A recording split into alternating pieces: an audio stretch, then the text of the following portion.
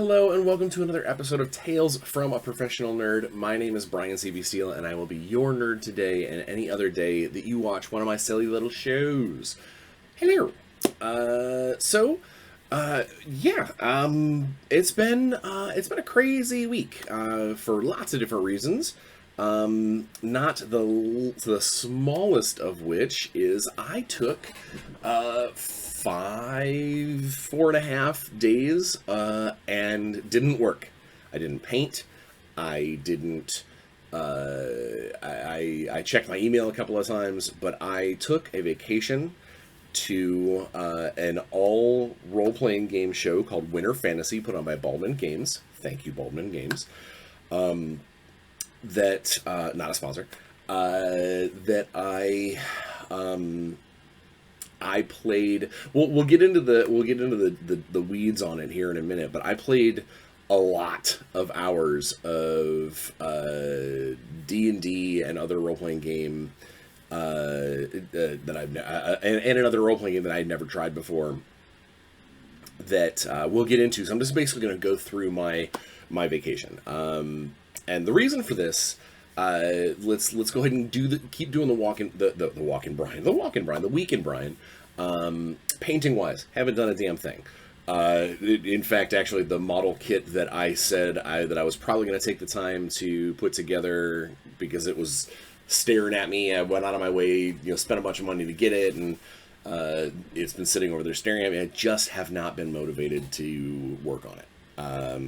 I have got other things going on in my life, excuse me, that I just haven't had the bandwidth to do it.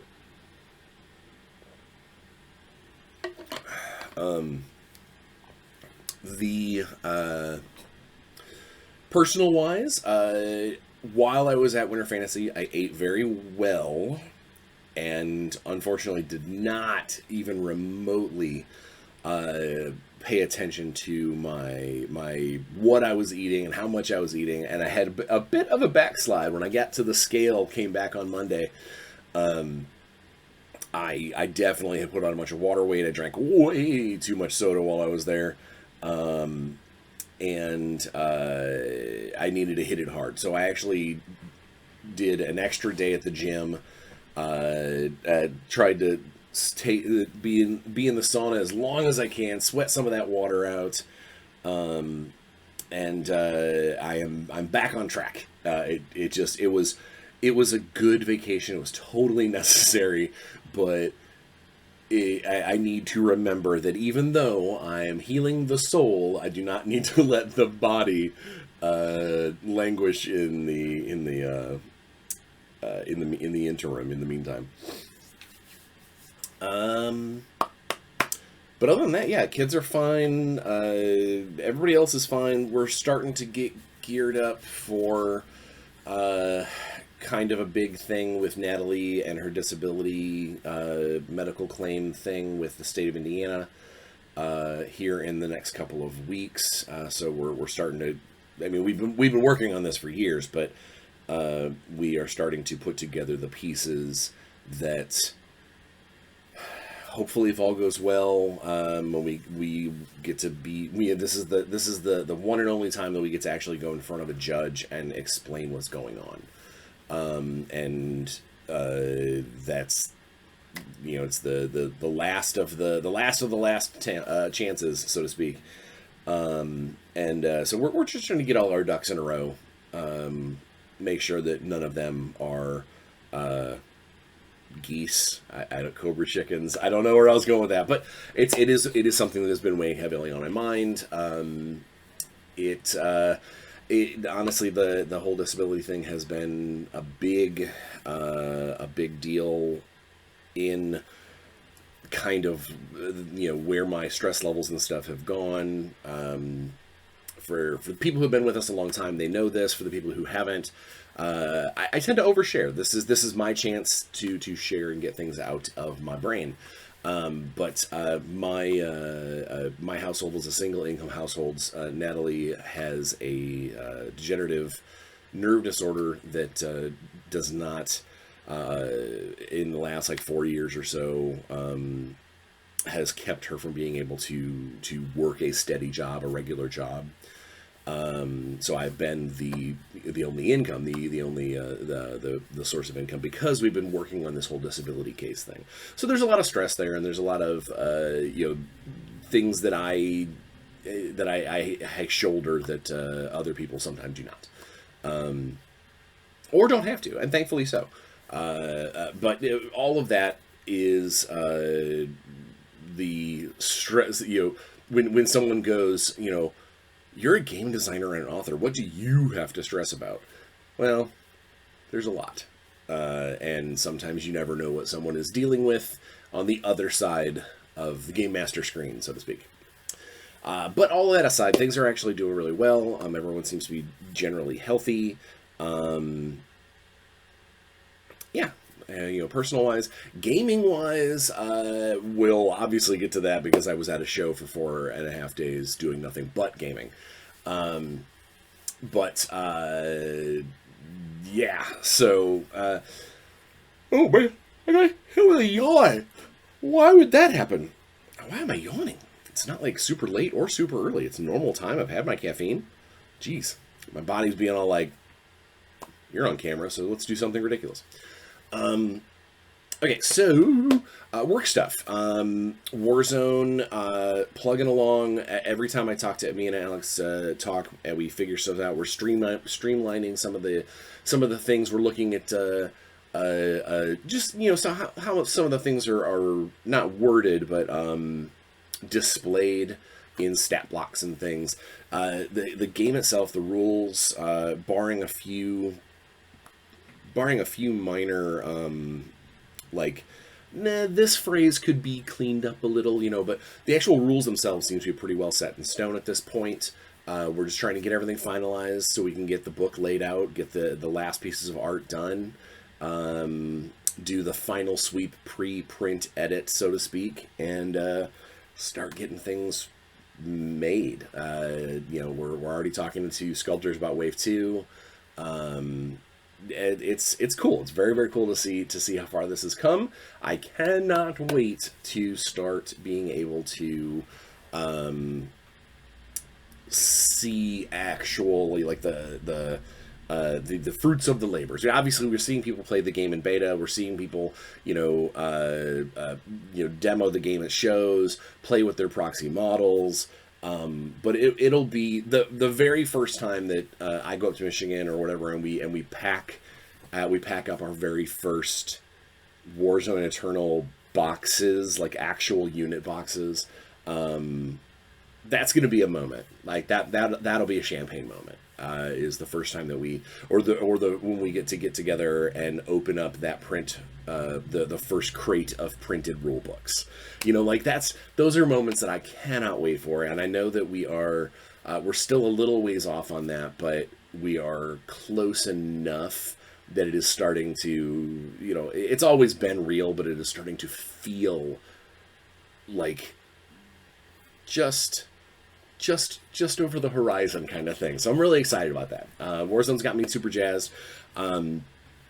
The Shadowrun novel is progressing. I really wanted it to be done by now. This goes back to real life stress, and writing a novel is definitely different than writing game books and things. Because it is a flow of consciousness, it's a flow of story, it's a plot arc that you need to cover certain tent poles you've got to pick up. But it's definitely it is definitely a specific like kind of mindset. You can't just throw words on a page and go haha and then come back to it. So I feel really bad that it is running later than I wanted it to.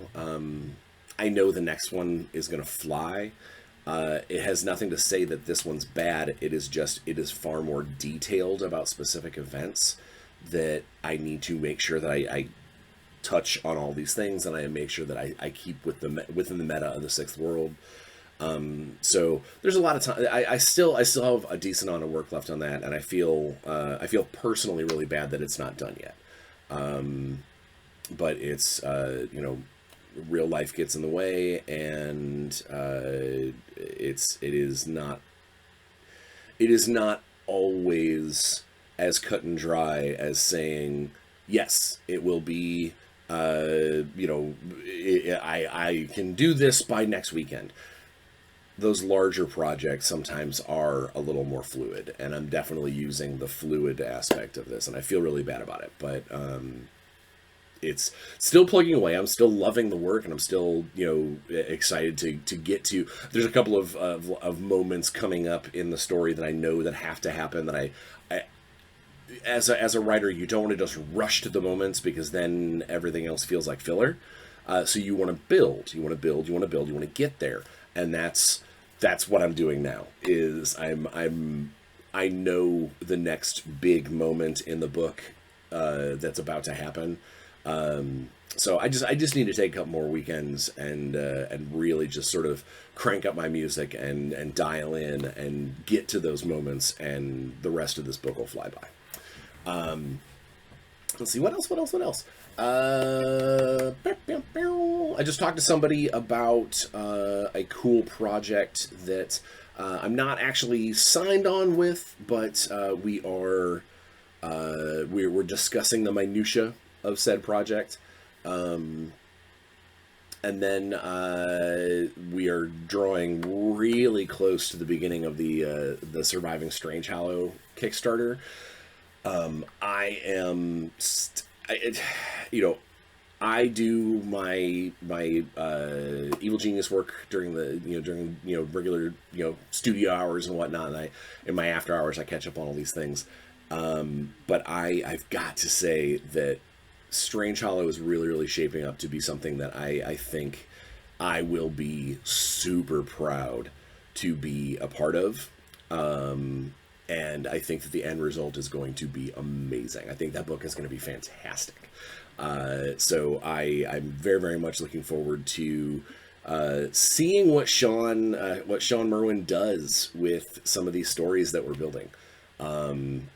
Because the concept of gamification, knowing what you need to do, and then adding another layer of gamification of what the fiction tells you to do.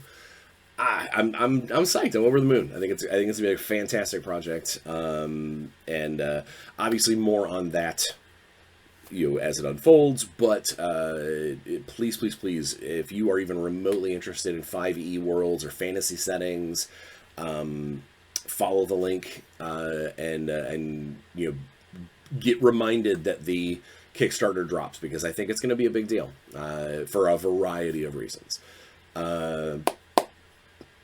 Yeah, I think that's it.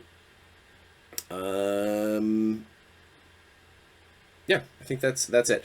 I will say this. I did mention Evil Genius. I'm still working on working on stuff there. There's been, the elephant in the room. There has been a lot of talk about the owner and a bunch of employees that have left, and it sucks. I don't want to spend too much time on it, because I don't like this my show being about negativity. But for all the people who have reached out, yes, I'm fine. It really, really sucks that there's not a good way to put it. It sucks. It's just a bad situation. The CEO of the company is being put through the ringer. Things are very very tense, very stressed out. But a lot of us that are still there, that are still on the payroll, we're just working forward. We're just trying to make games and make cool stuff, and hoping that people will continue to want cool stuff, and that's really all I have to say about that. Social media is what social media is. Everybody loves a scandal, and I just really hope that the people who do see that, read that, obviously take it to heart. The situations between the CEO and the ex-employees is between them. This whole media situation has turned it into something much, much, much bigger. I just really hope that people will think about the fact that there are more people involved with the company than just the CEO and just these investors. Hell, I've never even met these investors. That a lot of us just really want to make cool games, and that's the extent of it. I can't speak to the future of how things are going to go. I can't speak to any of the actual drama involved because I'm not part of it. And honestly, I like to keep it that way. Everybody who's been reaching out to me, thank you very much for reaching out to me to make sure I'm okay. I am. I'm stressed out. I'm sad for having friends that are effectively. I'm sad for having friends that are in a bitter fight. It is difficult to see this unfold. It is also difficult for me to see people that are utterly unrelated to the situation throw fuel on the fire and it just, become part of a situation that they have that they weren't in those rooms, they weren't in that thing. They're just hearing voices or text on a page, and it's hard. It's hard for me to see that. It's hard for me to see people who I love, dearly, basically call for the burning down of the house that I work for. It's rough. It's rough. And it is, it is what it is. And like I said, I don't want to spend a lot of time. This whole episode, I don't want to have this ugly moment in this episode, because this episode's actually be a lot of really cool stuff. I did want to address it because I know I have been hit with a bazillion text messages and emails and personal messages, and hell, people try to reach out to me on Instagram. I never use my Instagram. I want to throw it out there that yes, I am fine. I'm doing okay. I'm stressed out and I'm sad for all the parties involved, and I'm hoping that this gets resolved in whatever fashion it needs to get resolved, and it gets resolved quickly. Because at the end of the day, there are a lot of good people that are still involved with this company that rely on that paycheck, myself included. When I see people that are, gleefully sharing this news and hoping that others will join the bandwagon to boycott this company, it hurts. It really, really hurts, because you're not hurting. You're not helping anything about the actual problem between the CEO and those employees. All you're doing is hurting people like me. So that's all I got to say about that. I don't want this to get down that rabbit hole, because generally speaking, excuse me, choked on my tongue. Generally speaking, I'm actually in a really good space. All my other projects, hell, even my Evil Genius projects, everything is I'm doing what I can to make cool stuff for the gamers, and to live by my own little motto, to try and make every room a little happier than when I got there, and I want to keep it that way. So let's fade that away. And I actually have the technology. I could do a fade there. Should I try a fade? All right, let's try a fade. If it doesn't work, okay. And we're back. I hope that worked. If it didn't, put it in the comments. Be like, Brian, quit screwing around with technical stuff. But either way, let's talk about my Winter Fantasy 2024. And I'm just going to basically roll through my events. I'm just going to roll through and tell you. I'm not going to get into the nitty-gritty. I'm not going to get spoilers for people who might play these Adventure League sessions later on. But to give you a little bit of history, Winter Fantasy, put on by Baldwin Games, is a convention.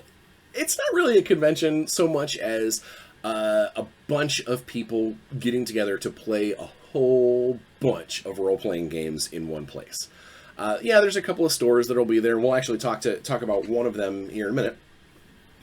But there's a lot of special events, and there's a dinner, and it's more like a really, really big open door role-playing game club that's organized just a pile of sessions in 4 days. And it's a lot of fun. It's super fun, and I highly, if you're ready, if you're ready to dive in and play many hours of role-playing games, totally worth it. There's also a board game library, which I saw there were a couple of tables going. I'm assuming it's when people have a slot that doesn't have any games in it or something, like, hey, let's go play some Zombicide or whatever. So I think that if you are even remotely interested in playing role-playing games, a lot of D&D. There is a lot of D&D there. That you should totally check it out. If you are a D&D Adventure League player, like you're big into the whole organized play thing, definitely check it out, because that's what most of the big events are that are there. So I rolled in on Wednesday. I checked into my Airbnb, and then went and got my tickets, got my thing. So that one of the things that the Baldwin does at Winter Fantasy is they do a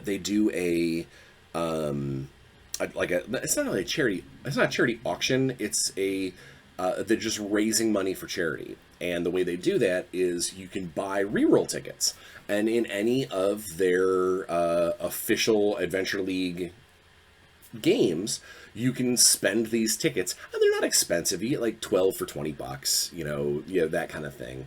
Like $1.50 a piece or something. And you basically can spend these tickets to reroll any die roll. Or reroll any die that did come up. And depending on the GM, some GMs say you can only reroll a die once. Some GMs will just let you sit there and burn tickets to reroll the same save over and over and over and over again or whatever.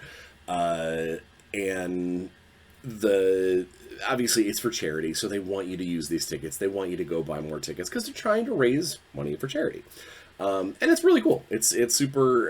It's an interesting. It throws a little bit of a wonk into the system, but it's okay as long as everybody's having fun. It's not like it's competitive D&D. I need to be the one that kills the dragon. No, it's we get to be there. We get to enjoy the dragon kill, which I'll actually talk about a dragon kill in a minute. So I get there Wednesday. I get my tickets. I get my stuff. I get everything up, and I realized that my day on Wednesday had started at like 5:30 a.m. to get up, to get the kid to school, to go to the gym. It was a long morning. So by the time I got done checking in and getting my tickets and my events and grabbing some dinner, I just collapsed into the Airbnb and was like, and I'm done. One of my friends actually said she actually reached out and she goes, hey, what are you doing tonight? And I was like, I am already in bed. I'm done for the day. I'll see you tomorrow.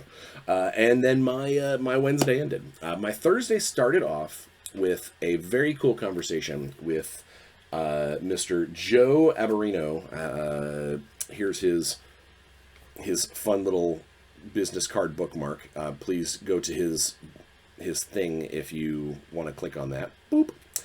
He's a great artist. He's worked a lot with Goodman Games. He's just a really good guy to sit and chat with. He's got a very interesting style. But one of the things that he does is he does personalized D&D character like portraits, like busts, but he does it on table placards like this. So basically, a lot of times at these Adventure League shows or these Adventure League sessions, you are going to play the same character possibly for 12 hours at a time, 16 hours at a time.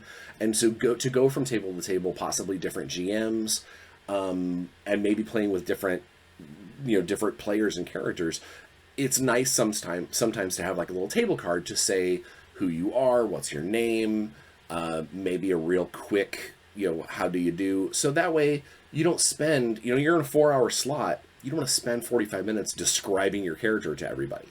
So I went ahead and had him make a placard for my high level Adventure League character, Laird the Ruxler Thunderballs the Third Esquire, a GIF bard, and he did a great job. He put this little like weird broken resonant note because I told him that my guy played bagpipes. He did this happy GIF with bagpipes, this GIF fop. With a gold-plated musket, my magical gold-plated musket, and my shining breastplate. I was very, very happy, and this came to me. That table card came with me to every event that good old Laird Ruxler was involved with, which was a lot, turns out. So I get that taken care of, and Thursday morning starts. This is going to be the big session. So first block, 4 hours, which leads, then take lunch, and then a second block of 4 hours, and then take dinner, and then a third block of 4 hours, all with the same character, all with Laird Ruxler, and it was an adventure of higher level. I am not used to playing high level characters. I believe I started at 11, and the chunk was between like 11 and 15 or 11 and 14 or whatever. And by the end of the third session, I was up to level 14 and doing some crazy stuff, but there are a lot of people who play D&D differently. There are a lot of people who play D&D because they want to maximize their character, and it is all about this plus this plus this equals 1 billion damage, go. So our first group, I sat down with, it was specifically planned to be with my friends Ben and Paige, who worked with me on the Essence 20 stuff. This show is my way of connecting with them and just enjoying life around them because they're wonderful people, and we just laughed and we had a great time. And then the two other people at the table, there was this wonderful girl named KJ, that was playing an Azamar like druid / knowledge cleric. So like any of the, basically like a super arcane wonder nerd. And then we had I met a new friend named Addis, who was playing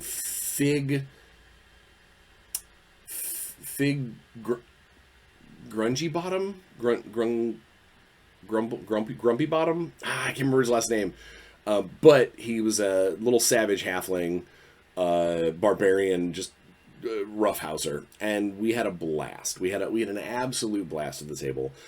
So those first 2 sessions, yes, we were fighting bad guys and solving puzzles and working out the epic working against the epic bad guys, and we were all still doing that sort of stuff. But we had a fun table. There was a lot of joking. My GM for those first 2 sessions was a woman named Bethany, and apparently she's even actually somewhat local to me. She is down in Indianapolis, and she did a great job. She was amazing. I always loved meeting new people and having good times and meeting people. How am I going to put this? Meeting people as people, not meeting people because I'm on a panel and someone's coming up to me and being like, how do I be a writer? Like nothing like that.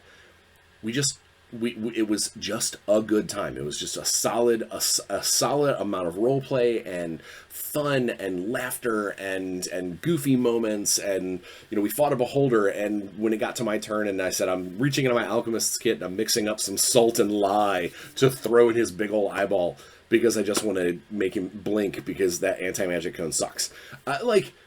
She rolled with it. There are some GMs that wouldn't, and she did a great job. It was amazing. I would have her GM for me any day of the week. And so we had a blast. Those were the first 2 sessions. We got to the end, and the way that the Adventure League kind of arcs run is they're technically 3 sessions long. There's the first 2, and then there is a third one that is like the dun, dun, dun, dun, like the big moment version, and so we got to do that all together, all with Bethany. It was great. We had a super fun time. But that third session actually didn't happen until Friday, because Thursday night there was some juggling, and Ben and I ended up at a table in a different storyline that we had played part of before, so it wasn't completely off kilter, but we did end up in this other storyline, and while the people at that table were awesome and we had fun and we made dumb jokes and the DM was great, it was a great session. They were a different kind of game. They were a different kind of player. They were the kind of player of, okay, how can we do the most damage, or how can we make this seamlessly go? When I say we got into a fight with, or we saw the writing on the wall that there was going to be a fight with a shadow dragon, or at least like a ghostly dragon or something, definitely like a dragon that was semi-ethereal, that was pinned in place by a silver sword. We saw the writing on the wall that it's going to be pull that silver sword, dragon wakes up, that's going to be the big boss fight. They all prepped, they all got in position, they all got ready. Everyone goes around the table and talks about this thing they're going to do, and they're ready. All right, pull the sword. And the sword gets pulled, and he becomes a combatant. And I'm not kidding when there were 6 of us, 5 of us, you'll note, I'm not involved in that because my character is not optimized in this way, that they did somewhere in the neighborhood of like 600 damage between the 5 of them. It was unreal, kind of ridiculous, and just it's the reason why I could never GM for something at those high levels, because I hear those numbers, I hear this stuff, I watch someone rolling 17 dice, and I just kind of shake my head and go, where is the challenge? It's gone. This is just it's an exercise in math and rolling dice. So we had, again, super fun, had a great time, but it was 100% not the kind of D&D that I normally play. So we got that done. That was my Thursday. Friday morning, wake up, we do the big epic game with my original group, the kind of the end of that first storyline, which was fun. It was my first time playing in a D&D epic, which has multiple tables all working toward the same goal or different sections of the same big city. It was really fun. I had a blast at that. It was very well done. There was cool moments that, like, hey, 20 minutes in, no matter what happens, more zombies show up. That was just a lot of fun. And it also helped that I was back with my original group that we had spent all day the day before together. So that was cool. We got to see the end of, put a bow on that, and then that we had Ben and I had lunch, and then I went, and my next session was actually a one-off game of the Yawning Portal, the D&D tavern that has the hole that leads down to the dungeons of the Mad Mage. It was really cool. But I will say this: we were first level characters. I was excited to just sit back and just roll some dice. I wanted to fill some space, so we had a good time. We inserted our own role play with these pre-made characters. There was a guy at the table who had never played a role playing game before in his entire life, so it was very cool to kind of show him. This is what it's been a long time since I've shown someone from literally from start how to play a game. So that was kind of cool to have somebody at the table and help them out and get them hopefully to want to play more. But the guy who ran that session had a cool mechanic that I want to share with you here. That was, I just kind of went, oh, that's really kind of cool. It's a great dungeon crawl mechanic if you don't want to have every single table or every single room mapped out, and every single encounter, this happens and this happens and this happens. If you don't want to have that, what he had this cool little pedestal and a D6 on it, a very shiny D6 that everyone at the table could read. And every time you turned a corner into a new part of the map, you had to, one of the players would roll a die, just roll a D6.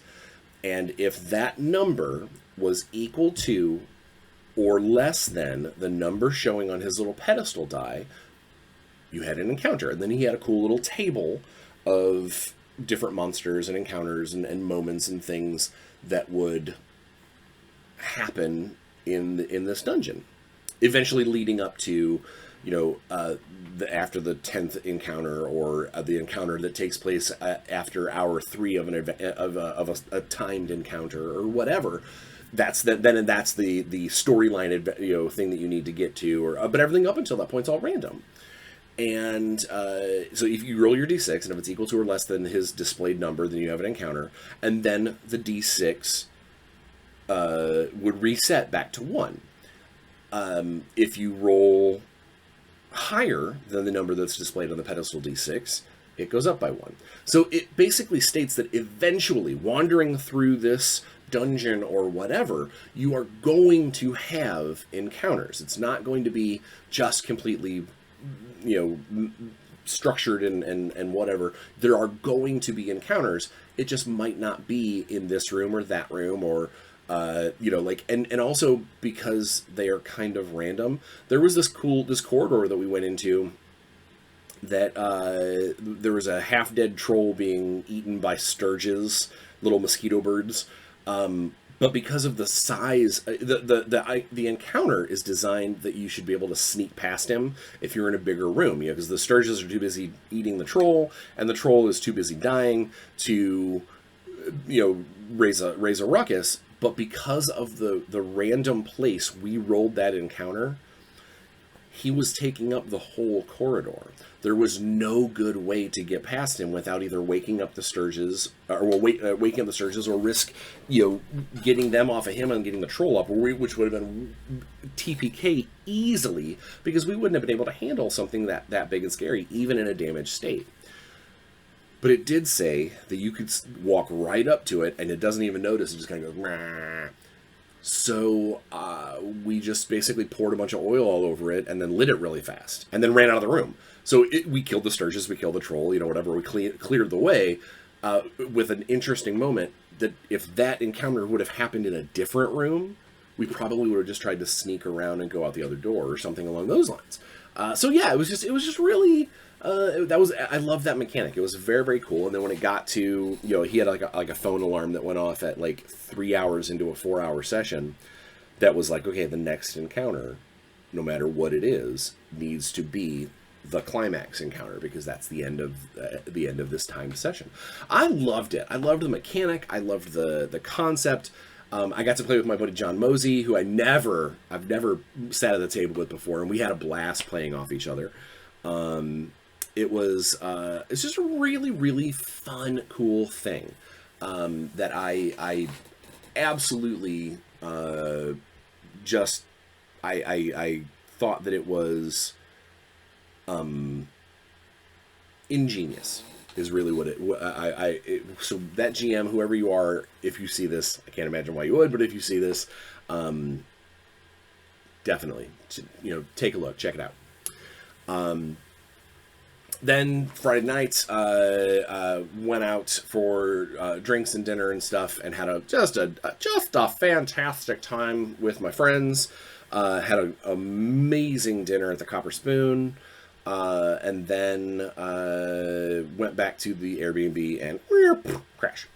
Saturday morning starts up, and we had I got to play for the very first time a game called Mothership, and I have been told many times that I would like it. I'm a big into sci-fi and stuff, and that as a system, it is really easy to understand. It's very, very fluid. It's very fun, and I can say this: everybody's right.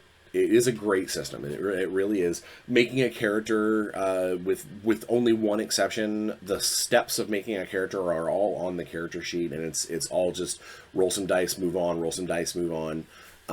It does mean that there's a possibility of certain characters being cooler, quote unquote, than other characters because your dice rolls, but it is such a cinematic and kind of narrative driven game that even if you aren't good at something, you probably are still going to have a lot of fun doing things regardless. In that game, I played Private Rick Benning, an overly medicated entry-level Marine, who is completely new to the Corps and looking to make a name for himself and follow all the regs and go on the straight and narrow, because his planet side life, his adolescent life, was quite the opposite. And we had a lot of fun. That one was a fun session. We got to play technically we got to play with both the authors. One of them was a player, and the other one was the game master.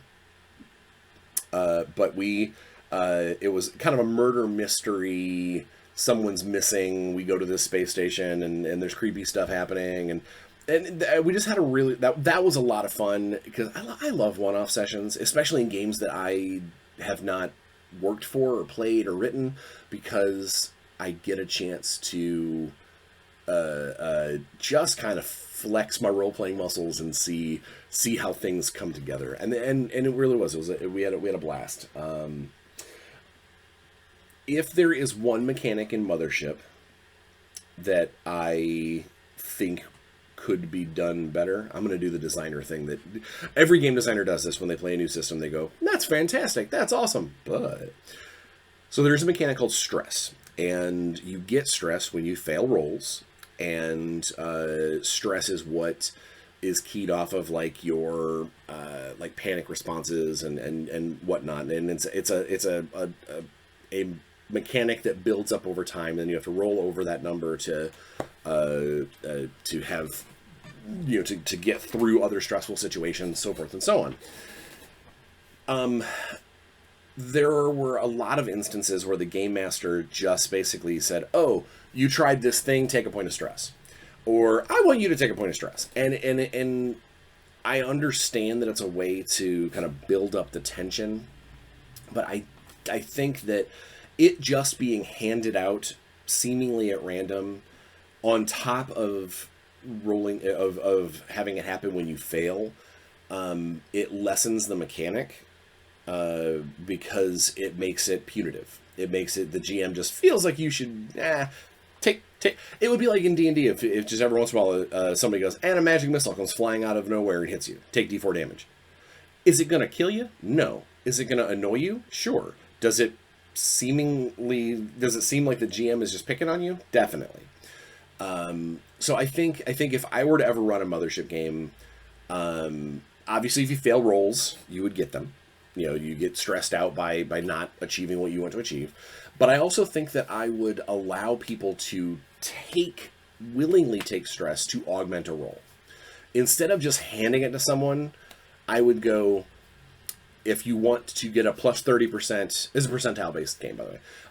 If you want to add 30% to your skill for this, you can do it under pressure and take a stress or something along those lines. Make it more of an interactive thing rather than a evil fairy wand, ding, take a stress, ding, take a stress. So I think that would be my my takeaway from that system is I would have the stress be a player option.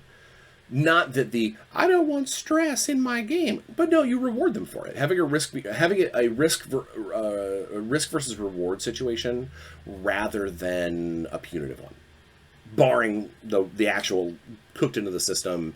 I failed a die roll, so I stress out. But yeah, I had a blast with that. And then I was going to play Le Roxla for one last game. But that game ended up being full, and I wasn't about to look at a GM that I had never played with before, who'd never played with me before, and who I didn't buy a ticket for the table. I was just going to fill a spot if there was an empty spot. I wasn't about ready to be like, hey, let me put your already jam-packed table of 6 up to 7 in a high-level game. No way. So I took off. I went and took a nap. Had a good time. Relaxed a little bit, called the wife, checked in, and then came back that night for another multi-table epic game where I got to play my brand new Adventure League character for Planescape named Yolk, as in the gooey stuff that comes out of an egg. My Thry-Kreen gladiator, who is like 3 months old, or like 6 months old or something, and because I play D&D to play characters, not builds, and I'm sure for a 3rd level character, I'm sure I'm pretty scary, multi-weapon fighter, whatever. I'm definitely not maximized in any way. But I had a blast because he's basically his Yolk's story is someone sold a Naogi slave ship, a clutch of Thry-Kreen eggs. I hatched. I ate my siblings, as you do. And then I was just basically used as gladiatorial entertainment as I matured into a little killing machine. But I was always rewarded. I was always given, shiny trinkets and food, and I was taught that when the killing time happens is when everyone starts to cheer, and so I got to play this absolutely cheerful little killing machine that. When we get into a fight, I would look at the person who seems to be kind of in charge. It was Ben's character. I would look at him and be like, is now the meat sauce making time? Like little things like that. And I like to put that kind of stuff into games. The problem with that is that it was at an epic. And it wasn't just any epic. It was at the most chaotic epic I have ever seen. It was shouting, and there were kids at tables, and which that's not a bad thing. It's just when you've got 40 gamers all trying to do something that's timed, sometimes things get a little rowdy. Certain player types who are very by the numbers let's do this, optimize. They're not going to take kindly to having a 6-year-old or a 7-year-old on the table. There's going to be players that have, terrible language and bad, that are crass and are going to say things that you might not want your kid to hear. So I will say this, is that while it is awesome to have kids play, I think having kids play in kid sessions or sessions that are 13 and lower or something along those lines is better than just throwing them in the mix. That being said, I did during so this epic was a Planescape epic, and it was filled with chaos and weirdness and teleporting back and forth, and it heralded the return of Vecna and whatnot, just craziness. And at the height of the craziness, when my head was pounding because there's just too loud and too much noise, is when there was a bunch of table hopping happening. Basically, characters were able to teleport from one place to the next, and while that is fun on paper, in practice, it is frustrating to have to pick up all your stuff, go to another table for maybe 2 minutes, or 10 minutes, or, suddenly there's a new person at your table. You have no idea who their character is. There is no role play because it's mid-madness. They come to the table. Their character, their mini isn't a mini. Their mini is a die. So you have no idea who they are. They show up, and so now you're supposed to be playing this frantically and trying to get it done in the time allotted and whatever. And now you got this new person. What are you? Who are you? And they obviously want to tell you about their character.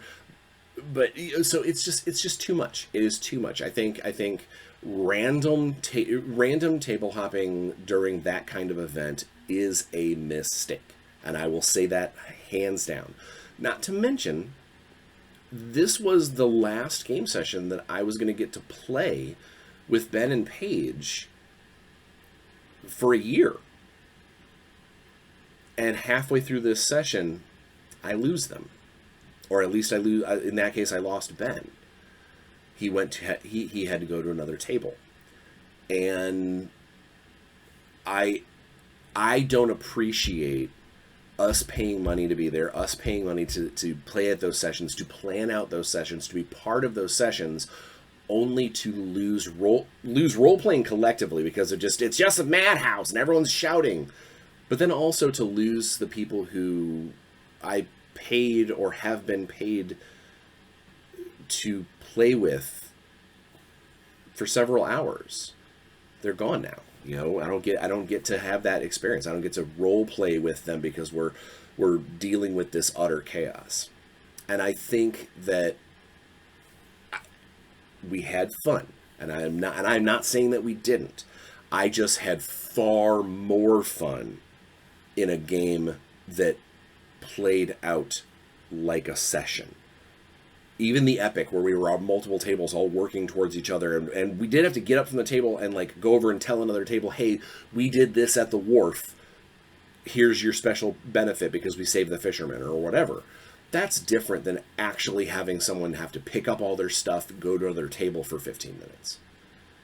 I don't like it. I did not like that aspect of the epic. And if you're a player out there who loves that style of stuff, rad. I think that should be written in the description of the event.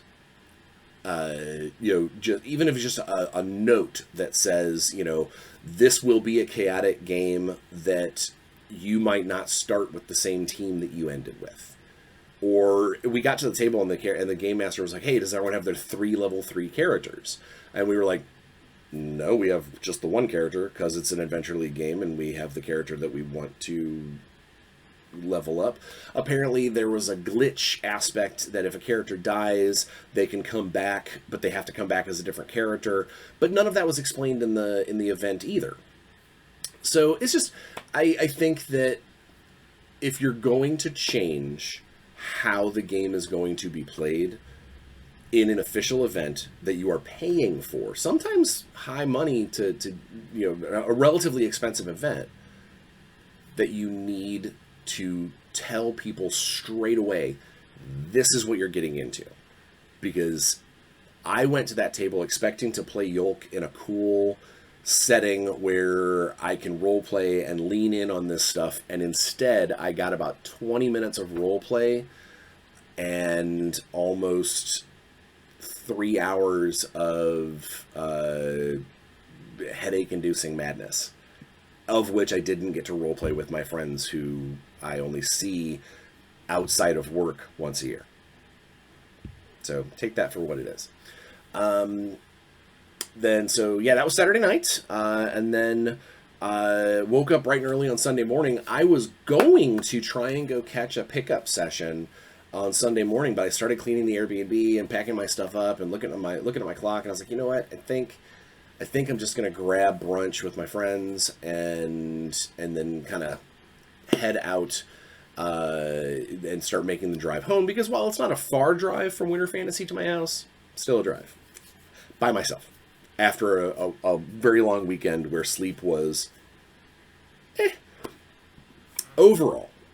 I cannot say enough about how awesome getting to not be industry for a convention. Just basically go and be a gamer and have a good time and play and roll dice and see my friends and not have to think about the stresses of deadlines and checking my email 10 times a day. And I was able to set all that stuff aside and just go enjoy myself and de-stress and and fall into these characters.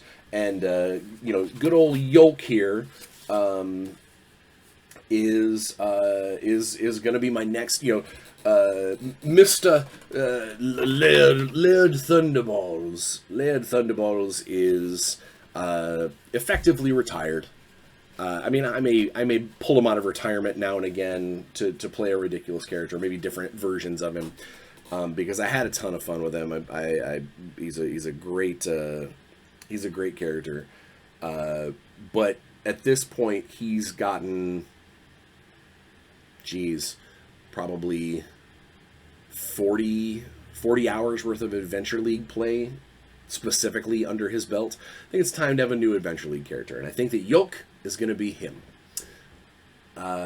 So we'll see. Maybe I'll duck into I'll get him fully registered, and I'll duck into a local game sometime. If I hear someone playing Adventure League, I'll see if I can't sneak in and go be ridiculous with another set of gamers. Who knows? We'll see what the future holds. In a worst case scenario, next year at Winter Fantasy, Yolk will return and seek out his friends to make more meat sauce out of the food creatures that are being set in front of him. But with that was my Winter Fantasy. I had a blast, had a good time, came back, and then back to the grind, back to real life. I look forward to just all of the projects that I've got at hand, and getting geared up for Gamma right around the corner. Plus, next month we've got GaryCon and Adepticon, so it's nuts. It's craziness. I've got lots of words to put down, lots of games to run and write. So I will fill you guys in more on that in the future, obviously. And just please be safe. Wash your hands. Get your shots. Wear a mask if you have to. Don't lick doorknobs. Just try and really, really, really try and take a moment. Make every room that you've entered just a little happier than when you got there. And, take it easy and play some games.